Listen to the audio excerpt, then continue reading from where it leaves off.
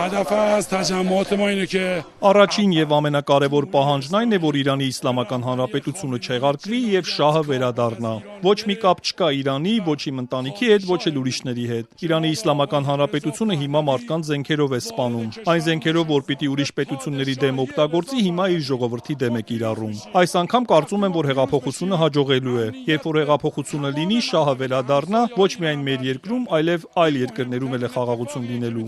در طول تاریخ برای همسایه‌های ما هم بیفته. Կապ ունեք ձեր ընտանիքի հարազատների հետ, ինչ վիճակ է Թեհրանում։ Արդեն մոտավոր 5 օր է, որ սա կապերը փակվել է եւ ոչ մի կապ չկա Իրանի հետ։ Եվ շատ հանգիստ ձևով կանում են մարդկանց սպանեն առանց այդ որ աշխարհի մնա։ Որպես կանոն տարեսկզբին համարյա ամեն տարի վերջին տարիներին Իրանում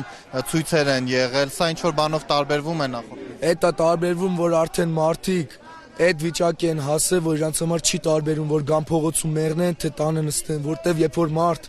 չկանա իր ընտանիքին կշտացնի, այդ մարդը արդեն մեռած է։ Եվ գալիս է դուրս իր համար չի տարբերում, որ իրան կրակեն, թե ինչ որ բան անեն։ Վիճակը շատ վատ է, արդեն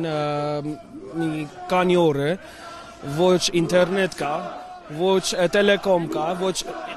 օրինակ տելեֆոնները չեն աշխատում, որ ինֆորմացիանը դուրս է գալիս երկրում, Starlink-ի կողմից է գալիս, ովքեր Starlink ունեն, օգտագործում են ու ինֆորմացիանը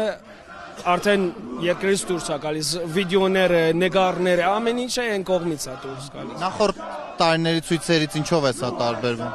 Տարբերությունը դա է, որը անցած անգամները Իրան մենակ պրոտեստները, ինչ որ ռեֆորմները Իրանն ուզում, հիմա այս անգամ է ժողովուրդը ոչ ռեֆորմ են ուզում, Իրան ուզում են փոխվի, սիստեմը փոխվի։ Այո,